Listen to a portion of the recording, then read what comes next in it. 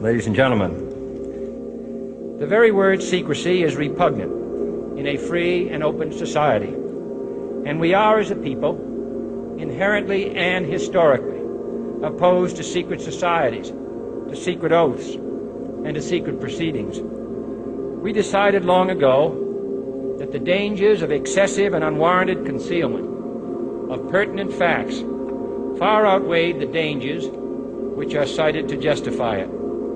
Even today, there is little value in opposing the threat of a closed society by imitating its arbitrary restrictions.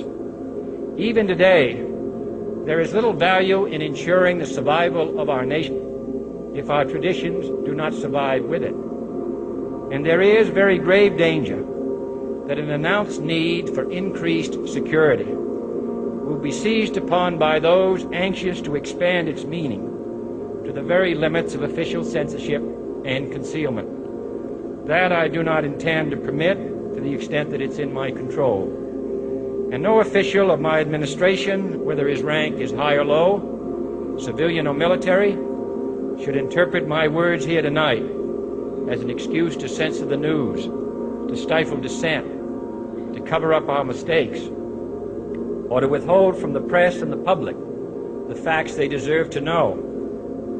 For we are opposed around the world by a monolithic and ruthless conspiracy that relies primarily on covert means for expanding its sphere of influence, on infiltration instead of invasion, on subversion instead of elections, on intimidation instead of free choice, on guerrillas by night instead of armies by day. It is a system which has conscripted vast human and material resources into the building of a tightly knit, highly efficient machine that combines military, diplomatic, intelligence, economic, scientific, and political operations. Its preparations are concealed, not published. Its mistakes are buried, not headlined. Its dissenters are silenced, not praised. No expenditure is questioned, no rumor is printed, no secret is revealed. No president should fear public scrutiny of his program, for from that scrutiny comes understanding, and from that understanding comes support or opposition, and both are necessary. I am not asking your newspapers to support an administration, but I am asking your help in the tremendous task of informing and alerting the American people. For I have complete confidence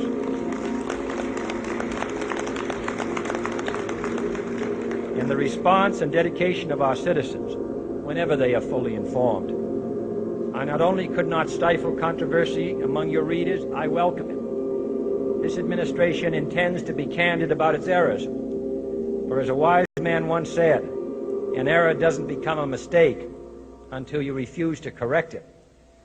We intend to accept full responsibility for our errors, and we expect you to point them out when we miss them. Without debate, without criticism, no administration and no country can succeed, and no republic can survive.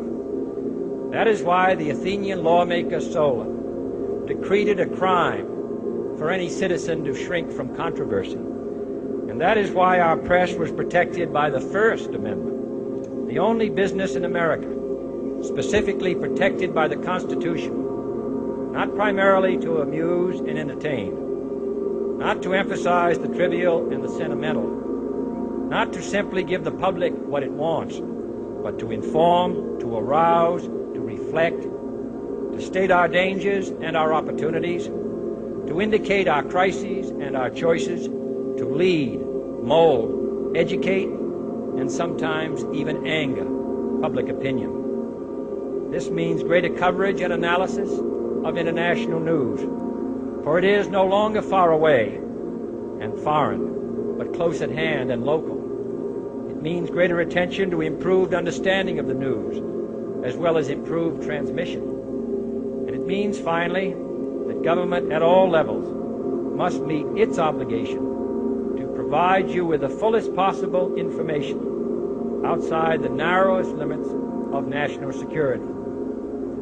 And so it is to the printing press, to the recorder of man's deeds, the keeper of his conscience, the courier of his news, that we look for strength and assistance, confident that with your help, man will be what he was born to be, free and independent.